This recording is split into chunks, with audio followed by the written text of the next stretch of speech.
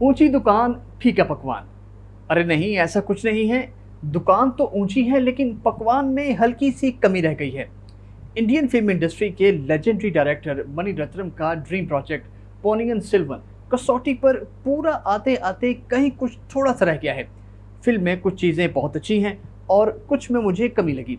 तो जो भी है जैसा भी है आपको उसी बुनियाद पर बताएंगे आज की वीडियो में।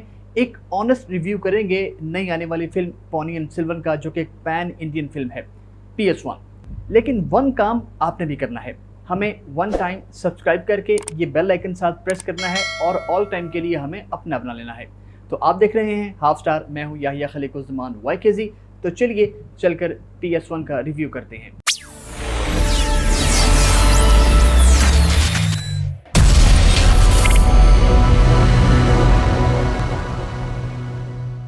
दोस्तों, रिव्यू पर जाने से पहले हम आपको एक अहम बात बता दें, वो ये कि 1994 में मणि रत्नम ने एक इंटरव्यू दिया था जिसमें उन्होंने कहा था कि वो काल्की कृष्णमूर्ति की जो किताब है पोनियन सेल्वन 5 पार्ट्स पर मुश्तमिल नावल, उस पर वो फिल्म बनाना चाहते हैं।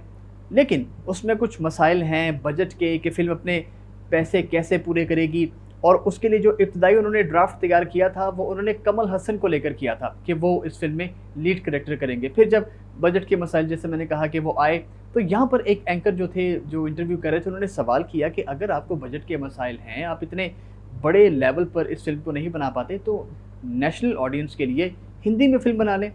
तो वहाँ पर मणि रत्नम ने कहा था अगर ये फिल्म बनेगी PS, तो ये बनेगी सिर्फ और सिर्फ तमिल में बनेगी और पैन इंडियन ये फिल्म होगी, वरना फिल्म नहीं बनेगी। ये इतनी बड़ी बात उन्होंने की थी और आज उन्होंने अपनी बात को सच करके दिखाया है, फिल्म को बनाकर दिखाया है। हमने फिल्म देखी है और अब चलते हैं इसके रिव्यू की जानिब और आपको इसके अच्छे और हल्के पॉइंट्स को साथ साथ डिस्कस करते हैं।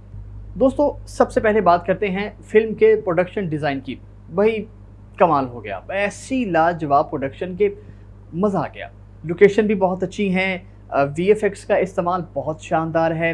अब आप यूँ कहिए कि जो विजुअल्स को पढ़ते हैं, उसको पसंद करते हैं, उनके लिए ये फिल्म एक ट्रीट है। ऐसा बेहतरीन कैमरा इस्तेमाल किया है, सिनेमाटोग्राफी, और मणि रत्नम की फिल्म हो और उसमें सिनेमा वो ना हो तो मज़ा नहीं आता। कैमरा फिल्म की कहानी जैसी भी हो, अब उसमें झोल देख लें, उसमें कुछ भी देख लें, लेकिन जो मणि रत्नम जब कैमरा चलाते हैं तो उनका कैमरा बात करता है आपसे। फिल्म में कुछ ना हो, डायलॉग भी ना हो, मणि रत्नम कैमरे पे हैं तो फिल्म में कुछ ना कुछ है। अब इसके साथ आते हैं कॉस्ट्यूम डिज़ाइन पर। अब आपको जैसे मालूम है कि 1000 साल ये पुरानी तहजीब है, चौला जो सल्तनत थी, उसकी ये कहानी है। उसमें जो लिबास थे उस दौर के, जो ज्वेलरी थी, जो डेकोरम था, हेयर स्टाइल जो था वहाँ की महारानियों का, राजाओं का जो हेयर कट था वो किस तरह का था, वो किस तरह उनकी डेल डोल थी, उनका बॉडी स्ट्रक्चर कैसा था, वो सब कुछ उन्होंने इसमें दिखाया है बहुत ही लाजवाब तरीके से। आप यूँ कह लीजिए कि पूरी तरह जस्टिस किया है, उसको सजाया है फिल्म को। कैमरे के जो एक ड्रीम प्रोजेक्ट जैसे मैंने पहले कहा था, उसको एक ख्वाब की तरह सजाया है पोनियन सेल्वन को। अब देखिए कि 500 करोड़ का बजट है फिल्म का, बड़ा बजट है, तो ये सब तो फिर होगा ही। जैसे मैंने पहले बताया कि VFX शानदार, फिल्म की कलर टोनिंग, फिल्म की कलर ग्रेडिंग बहुत अच्छी है। उस दौर को 1000 साल जो पुराना दौर है उसको दिखाने की भरपूर कोशिश की गई है और एक अच्छी कोशिश की गई है।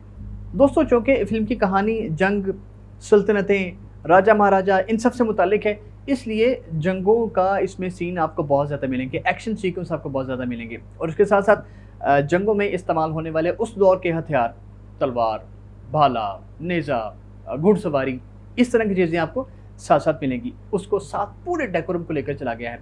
अब बहुत ही बारीक चीज़ यहाँ पर आई, म्यूज़िक। वाओ भाई, AR Rahman, one of the finest और वन ऑफ माई फेवरेट्स, बल्कि मोस्ट फेवरेट्स, उनका म्यूज़िक हो और फिल्म चले ना, ये तो मज़ा नहीं आता ना।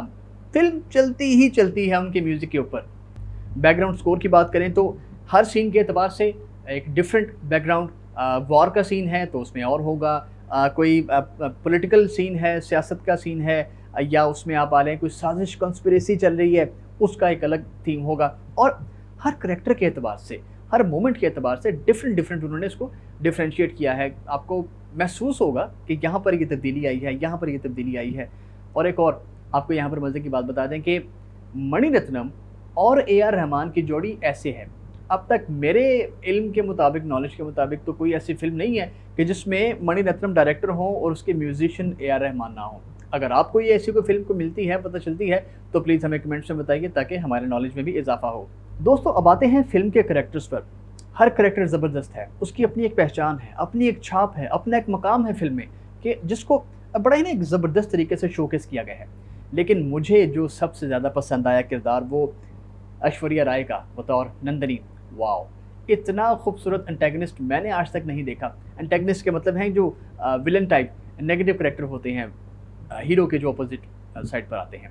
अब उसमें नंदिनी का जो गेटअप है, उनका जो स्टाइल है, जो एटीट्यूड है उनका बीइंग एन एंटागनिस्ट, वो बहुत खूबसूरत है। ये लाजवाब। उनकी ज्वेलरी, मेकअप, आई मीन मैं उसकी तारीफ़ नहीं कर सकता। इस कदर खूबसूरत, एक तो ऐश्वर्या वैसे बहुत खूबसूरत है और ऊपर से ये उनको जो गेटअप दिया गया है, और कैमरा मणिरत्नम का हो, ऐश्वर्या स्क्रीन पर हो। हमने गुरु में भी देखा कि किस तरह से उन्होंने काम किया था और इसमें भी देखा, मुझे बहुत मज़ा आया। अच्छा, अब इसमें जो दीगर कास्ट है, विक्रम चान हैं, उसके बाद जयम रवि हैं और ब्यूटीफुल ट्रेशा हैं। ये बेसिकली चौला जो सल्तनत है, उसके ये चश्मो चिराग दिखाए गए हैं और मिलकर अपनी सल्तनत को बचाने की कोशिश करते हैं। जो उनका तख्त होता है, गेम ऑफ थ्रोन्स टाइप ये सीन है, और जो भी उनको मसाइल हैं उनसे भिड़ते हैं, लड़ते हैं, मिलकर एक होकर ख़तरे से बचाते हैं। फिर इसमें जो कार्ति ने करैक्टर किया है विला वरायन का, वो बड़ा खूबसूरत है। वो विक्रम का दोस्त होता है और बड़ा ही एक शरारती सा, फ़नी सा, लेकिन बड़ा कमाल का जंगजू दिखाया गया हुआ इसमें। और सियासतदान भी बड़ा अच्छा है, वो पैगाम रसा है एक तरह का। वो पैगाम यहाँ से वहाँ पहुँचाता है अपने भेष बदल बदल कर। तो ये तो थे एक अच्छे पॉजिटिव पॉइंट्स जो कि मुझे अच्छे लगे और स्ट्रॉन्ग पॉइंट्स। अब ज़रा वीकनेस पे भी कुछ आते हैं। जैसे मैंने पहले कहा कि एक्शन सीक्वेंसेस में आपको बहुत सारे मिलेंगे, जंगों के सीन हैं इसमें, लेकिन अब उस एक्शन का जो ओवरडोज़ मुझे यहाँ पर लगा, उस ओवरडोज़ के अंदर जो इमोशंस हैं ना, अदाकारों के जो इमोशनल उनकी एक अटैचमेंट है, वो मुझे कम लगी। जहाँ एक्शन होगा, इमोशन तो वहाँ होता ही, लेकिन इसमें मुझे कम लगी। अब जैसे देखें आप कि बाहुबली हमने देखी होगी, उसमें ये चीज़ साथ-साथ थी। राजामौली ने जो डायरेक्ट की थी फ़िल्म, उसके भी 2 पार्ट थे, इसके भी 2 पार्ट हैं। फिर ये है कि अधूरी लगी इस फ़िल्म की कहानी के PS1, जो कि ज़ाहिर है कि ये पार्ट 1 है और पार्ट 2 इसका आएगा, लेकिन स्टेज उसका सेट हो चुका है, जिसकी बुनियाद पर ये पार्ट 2 की स्टोरी आगे जाके कंक्लूड होगी, जैसे मिसाल दी गई बाहुबली की। फिर अगर हम इसकी बात करें कि जो किरदारों का जो एक तारुफ़ है, बड़ा एक नॉर्मल सा मुझे लगा कि वो दिया गया है, सिवाय नंदिनी के। बाकी सबके किरदार बस ऐसे ही दिखाए गए हैं उसमें। ये एक थोड़ा-सा मुझे लूज़ पॉइंट लगा है।